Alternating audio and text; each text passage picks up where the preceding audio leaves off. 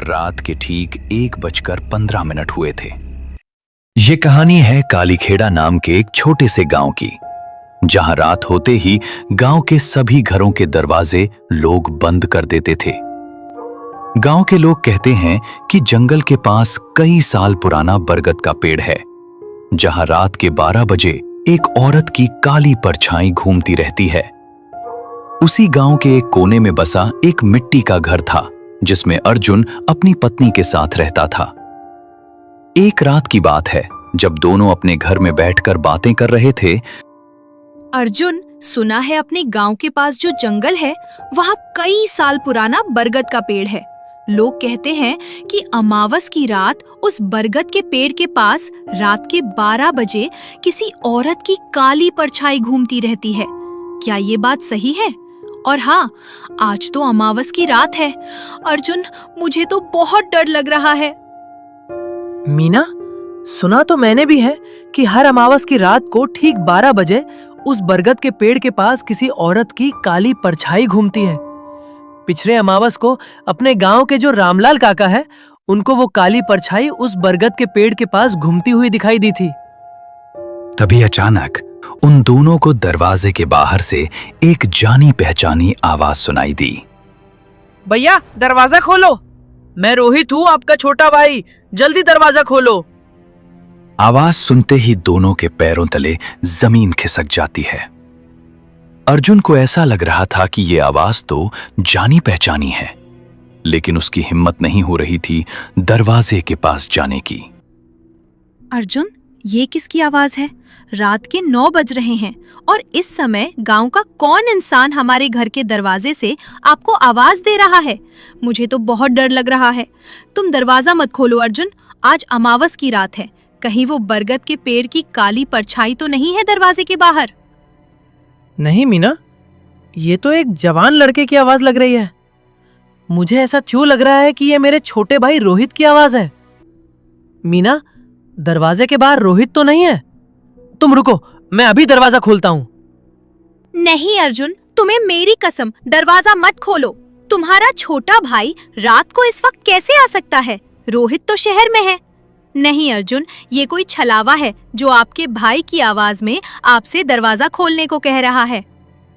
दरवाजे के बाहर सच में अर्जुन का भाई रोहित और उसका दोस्त आकाश खड़ा था। वो दोनों शहर से कालीखेड़ा गांव घूमने आए थे। रोहित ने फिर से दरवाजे से आवाज लगाई। मीना भाभी, अर्जुन भैया, जल्दी दरवाजा खोलो। क्या आप लोग घर में नहीं हो क्या? मैं शहर से आया हूँ। अरे यार रोहित, तुमने तुम्हारे भाई को इतनी आवाजें लगाई, लेकिन फिर भी तुम्हारा भाई दरवाजा नहीं खोल रहा है। घर के अंदर तुम्हारा भाई और भाभी है भी या नहीं? वो दोनों गहरी नींद में सो तो नहीं गए? घर के अंदर मीना और अर्जुन दरवाजे के पास खड़े थे, लेकिन अर्जुन की हिम्मत दरवाजा खोलने की नहीं हो रही थी। रोहित के भैया, मैं आकाश, रोहित का दोस्त, हम लोग शहर से आए हैं, जल्दी दरवाजा खोलो। देखा अर्जुन, मैंने कहा था ना कि ये उसी बरगद के पेड़ की काली परछाई की आवाज है। तुम कह रहे थे कि ये आवाज आपके छोटे भाई रोहित के जैसी लग रही है, लेकिन बाहर से अब दूसरी आवाज आई। मीना, अगर हमने दरवाजा नहीं खोला और बाहर सच में मेरा भाई रोहित हुआ तो? नहीं, अब बहुत हुआ। मैं अब डरने वाला नहीं हूं, मैं अभी दरवाजा खोलता हूं। अर्जुन ने हिम्मत दिखाई और दरवाजा खोला। जैसे ही अर्जुन ने दरवाजा खोला तो देखा कि सच में दरवाजे के बाहर उसका छोटा भाई रोहित अपने दोस्त आकाश के साथ खड़ा था। यह देख के अर्जुन के चेहरे की चमक ही गायब हो जाती है। अरे रोहित, तुम यहाँ? और इस वक्त? तुम तो शहर में थे ना? तो तुम इतनी रात के 9 बजे तुम यहाँ कैसे और किस लिए आए हो? अरे भैया, घर के बाहर ही रोक के रखोगे? हम दोनों को घर के अंदर तो आने दीजिए, बाद में बताता हूँ कि हम यहाँ क्यों आए हैं। हाँ रोहित, आओ ना, घर के अंदर आ जाओ, बाद में बात करते हैं। सभी लोग घर के अंदर आ जाते हैं। अर्जुन और मीना के चेहरे से डर साफ झलक रहा था। अर्जुन को समझ नहीं आ रहा था कि इतनी रात को, वो भी इस अमावस की रात को, उसका छोटा भाई रोहित इस गांव में किस लिए आया है। अब बताओ रोहित, तुम लोग यहाँ किस लिए आए हो? अगर तुम्हें आना ही था तो तुम कल भी आ सकते थे। इतना भी क्या अर्जेंट काम पड़ गया था तुम्हें जो तुम इतनी रात को इस गांव में आए हो? भैया, हम लोग ये हमारा गांव घूमने आए हैं। ये मेरा दोस्त आकाश है, ये मेरे साथ ही कॉलेज में पढ़ाई करता है। इसने बोला कि तुम्हारा गांव कैसा है, मुझे तुम्हारे गांव में घूमने कब ले जाओगे, इसीलिए मैं और आकाश यहाँ आए हैं। भैया, रोहित ने कुछ दिन पहले मुझे बोला था कि इस कालीखेड़ा गांव में जो जंगल है उसके पास जो बरसों पुराना एक बरगद का पेड़ है, वही बरगद का पेड़ देखने मैं रोहित के साथ इस गांव आया हूँ। क्या तुम लोग क्या पागल हो गए हो? बरगद का पेड़, वो भी उस डरावने जंगल का? नहीं, तुम लोग कल ही पहली बस पकड़ना और शहर लौट जाना। हाँ रोहित, तुम्हारे भैया सही कह रहे हैं। तुमको पता नहीं कि कई दिनों से उस बरगद के पेड़ के पास अमावस की रात को एक औरत की काली परछाई घूमती रहती है, और आज तो अमावस की रात है। भाभी, ये तो और भी अच्छा हो गया। आज अमावस की रात है, हमें भी तो पता चले कि उस बरगद के पेड़ के पास कौन सी औरत की काली परछाई घूमती रहती है। हम दोनों अभी उस जंगल के बरगद के पेड़ के पास जाएंगे। रोहित, तुम्हारा दिमाग तो सही है ना? इस गांव का कोई भी इंसान अमावस की रात को उस बरगद के पेड़ के पास नहीं जाता। अगर कोई उस बरगद के पेड़ के पास गया तो वो कभी जिंदा वापस घर नहीं लौटता। रोहित के भैया, आप लोग भी क्या इस अंधविश्वास पर यकीन कर रहे हो? ये एक झूठ है, ऐसा नहीं होता। आप गांव के लोग किस दुनिया में जी रहे हो? ये काली परछाई कुछ नहीं होती। ये 2026 चल रहा है और इस समय ऐसी बातें करना मतलब विज्ञान को झूठा कहना होगा। बेटा, तुम शहरी लोगों की यही तो बातें मुझे अच्छी नहीं लगती। तुम किसी भी भूत प्रेत को नहीं मानते। सुनो रोहित, मैंने तुमको बोला ना कि तुम उस बरगद के पेड़ के पास मत जाओ। बस बात खत्म। अब कोई भी वहां जाने की बात नहीं करेगा। तुम दोनों शहर से आते आते थक गए होंगे। तुम दोनों हाथ मुंह धो लो, तब तक तुम्हारी भाभी तुम दोनों के लिए खाना लगाती है। खाना खा के तुम दोनों सो जाना, रात भी बहुत हो चुकी है। थोड़ी देर बाद सब लोग खाना खा के सो जाते हैं। एक तरफ अर्जुन और उसकी पत्नी मीना सोए हुए थे और दूसरी तरफ रोहित और उसका दोस्त आकाश सोए हुए थे। लेकिन रोहित और आकाश को नींद नहीं आ रही थी। उन दोनों को तो उस जंगल के पास जो बरगद का पेड़ है वहां जाना था। तभी सोते सोते रोहित का दोस्त आकाश रोहित से कहता है, अरे यार रोहित, अब क्या करें? तुम्हारे भाई ने तो हमको उस बरगद के पेड़ के पास जाने को मना कर दिया। अब हम वहां कैसे जाएंगे? आकाश, तुम टेंशन मत लो, हम अभी उस बरगद के पेड़ के पास जाते हैं। लेकिन कैसे? सामने ही तुम्हारा भाई और तुम्हारी भाभी सोई हुई हैं, तो हम यहाँ से कैसे निकलेंगे? आकाश, अभी हम उस बरगद के पेड़ के पास चलते हैं, तुम बस मेरे पीछे पीछे आना। मेरे पास जो पुरानी टॉर्च है मैं वो अपने साथ ले लेता हूँ ताकि हमें आगे का रास्ता दिखाई दे। इतना बोल के रोहित और आकाश धीरे धीरे दरवाजे की ओर बढ़ते हैं। दूसरी तरफ अर्जुन और मीना गहरी नींद में सोए हुए थे। जैसे ही रोहित और आकाश घर के दरवाजे से बाहर निकले, रोहित के हाथ में एक पुरानी टॉर्च थी जिसकी रोशनी भी बहुत कम पड़ रही थी। अरे यार आकाश, घर के बाहर तो बहुत ही घना अंधेरा है। क्या हमको इस अमावस की रात को सच में उस बरगद के पेड़ के पास जाना चाहिए? क्या अर्जुन भैया सही कह रहे थे कि उस बरगद के पेड़ के पास सच में किसी औरत की काली परछाई है? क्या हमें वहां जाना चाहिए? अरे यार रोहित, तुम भी तुम्हारे भाई की बातों पर भरोसा कर रहे हो। यह अंधविश्वास है, वहां कोई काली परछाई नहीं है। अगर हमें इस वक्त किसी ने घर के बाहर देखा तो हमारा वहां जाने का प्लान खराब हो जाएगा। अब जल्दी चलो। दोनों उस जंगल के रास्ते से उस बरगद के पेड़ के पास जाने के लिए निकल पड़ते हैं। रात के 11 बज रहे थे। कालीखेड़ा गांव के उस सुनसान रास्ते से दोनों निकल चुके थे। जाते जाते उन दोनों को लग रहा था कि उनका कोई पीछा कर रहा है। तभी अचानक गांव के एक घर के सामने से उन दोनों को एक आवाज सुनाई दी। अरे ओ लड़को, तुम दोनों उस जंगल के रास्ते पर कहाँ जा रहे हो? ये आवाज सुनते ही दोनों रुक जाते हैं। जब दोनों पीछे पलटकर देखते हैं तो उन्हें दूर एक इंसान उनकी तरफ आते हुए दिखाई देता है। जब वो इंसान उनके नजदीक आता है तो वो कोई और नहीं, उसी गांव का रामलाल काका थे। जिसे कुछ दिन पहले उस बरगद के पेड़ के पास उस औरत की काली परछाई दिखाई दी थी। अरे रोहित, तुम तो पढ़ाई करने शहर गए थे, तो तुम शहर से कब आए? और ये तुम्हारे साथ कौन है? और तुम दोनों ये हाथ में टॉर्च लेके उस जंगल की तरफ जो बरगद का पेड़ है उस रास्ते से कहाँ जा रहे हो? क्या तुम्हें पता नहीं कि उस रास्ते से अमावस की इस रात को कोई इंसान नहीं जाता? रामलाल काका, मैं आज ही शहर से आया हूँ और ये मेरा दोस्त है आकाश। हम दोनों एक ही कॉलेज में पढ़ाई करते हैं। अच्छा, तुम शहर से आज ही आए हो, इसीलिए तुम्हें पता नहीं कि इस रास्ते से रात को, वो भी अमावस की रात को 12 बजे कोई नहीं जाता। बेटा रोहित, तुम दोनों अभी इसी वक्त जल्दी अपने घर लौट जाओ। आज अमावस की रात है और अब 11:30 हो चुके हैं। थोड़ी ही देर में 12 बज जाएंगे। उसके बाद तुमको पता नहीं कि इस गांव के पास क्या क्या होता है। रामलाल काका, आप भी इन बातों पर विश्वास करते हो? ऐसा कुछ नहीं होता, ये सब अंधविश्वास है। और ये क्या, सभी गांव के लोग इस बात से डर के रात को बाहर नहीं निकलते? बेटा रोहित, तुम इस गांव में नए हो। ये गांव पहले जैसा नहीं रहा। इस गांव में अब उस बरगद के पेड़ की औरत का काला साया पड़ चुका है। इसीलिए मैं तुम लोगों को कह रहा हूं कि तुम लोग उस तरफ मत जाओ। अरे यार रोहित, तुम भी इन काका की बातों में आ रहे हो। हमें देर हो रही है और थोड़ी देर बाद 12 बजने ही वाले हैं।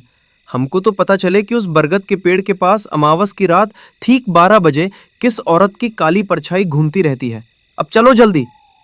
रामलाल काका के इतना समझाने पर भी रोहित और उसका दोस्त आकाश उस बरगद के पेड़ की ओर निकल पड़े। थोड़ी दूर जाने के बाद भयानक जंगल का रास्ता शुरू हो जाता है। दोनों हिम्मत से उस खौफनाक जंगल के रास्ते से उस बरगद के पेड़ की ओर जा रहे थे। जाते जाते उन दोनों को रास्ते से भयानक डरावनी आवाजें सुनाई दे रही थीं। वो दोनों थोड़े ही आगे गए कि उनको सामने ही एक बड़ा सा बरगद का पेड़ दिखाई दिया। वो दोनों रुक जाते हैं।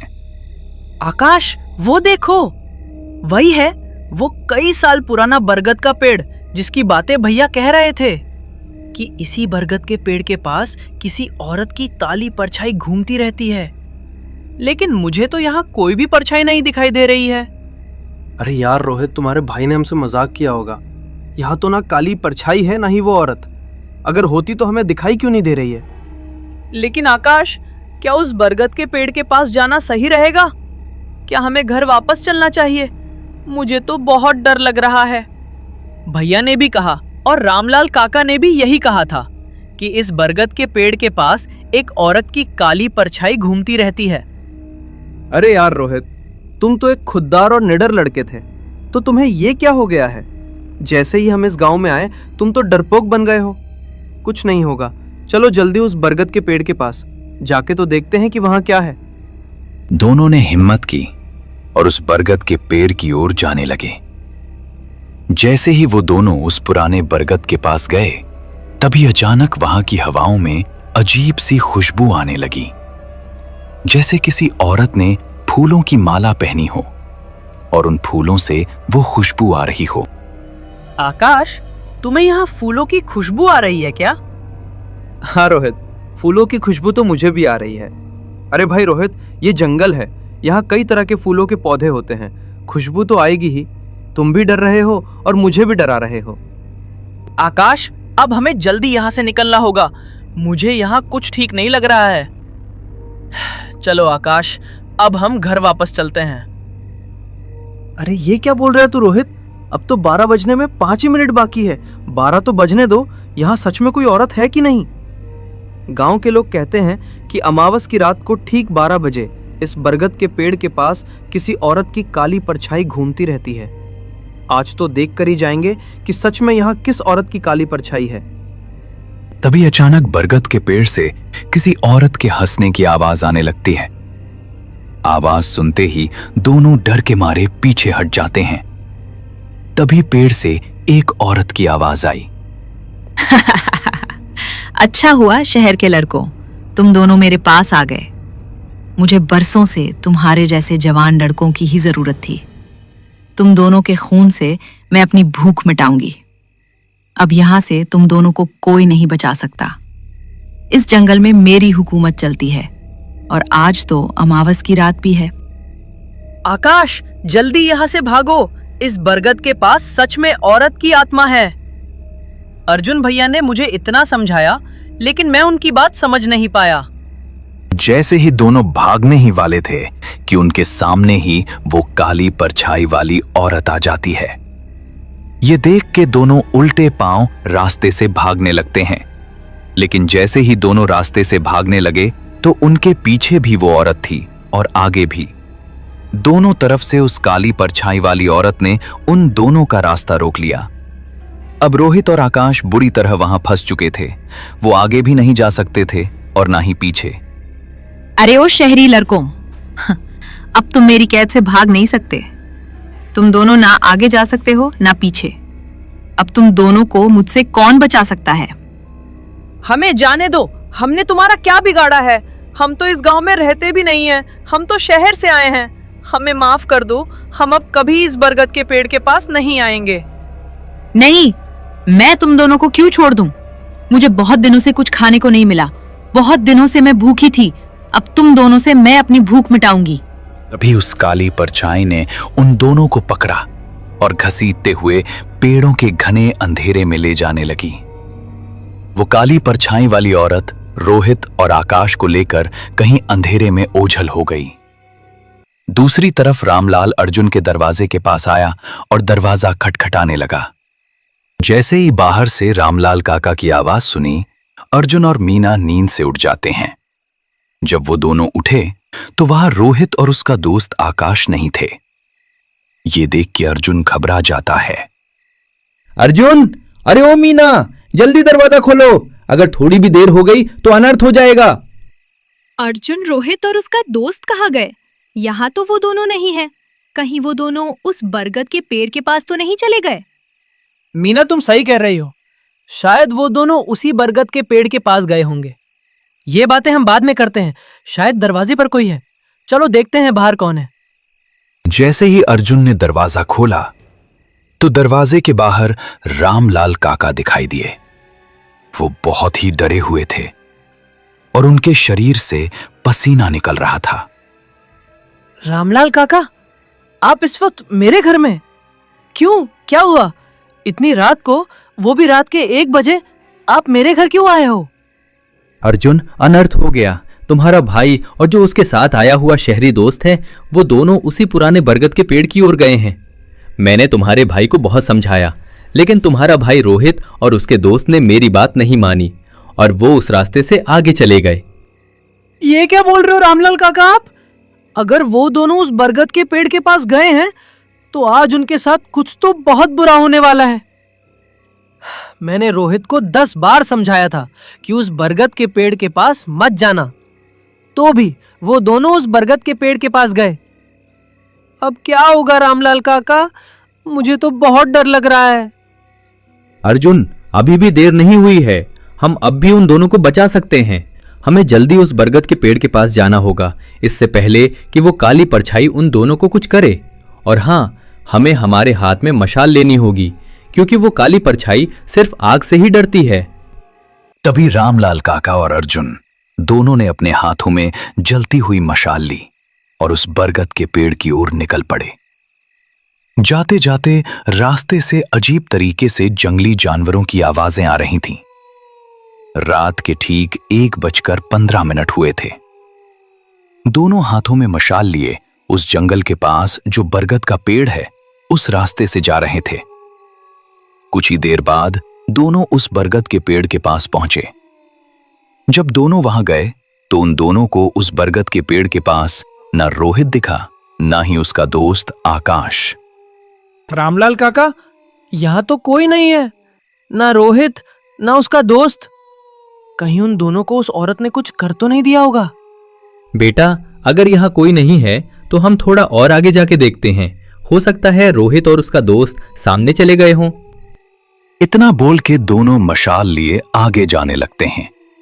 उस सुनसान अंधेरे जंगल में दोनों रोहित और उसके दोस्त को ढूंढने जंगल में पागलों की तरह मशाल लेके घूम रहे थे, लेकिन वो दोनों कहीं नहीं दिख रहे थे। अचानक सामने ही एक पेड़ के नीचे उनको रोहित और उसका दोस्त बेहोशी की हालत में दिखाई दिए। रोहित, उठ जा मेरे भाई, क्या हुआ तुमको? अरे ओ आकाश, उठ जाओ, उठ जा मेरे भाई रोहित, देख हम तुम दोनों को लेने आए हैं। अचानक दोनों की आंखें खुल जाती हैं। वो दोनों उठ के खड़े हो जाते हैं। जब उन दोनों ने रामलाल काका और अर्जुन को सामने देखा, तब उनके मन को शांति मिली। अर्जुन भैया, रामलाल काका, हम दोनों को माफ कर दीजिए।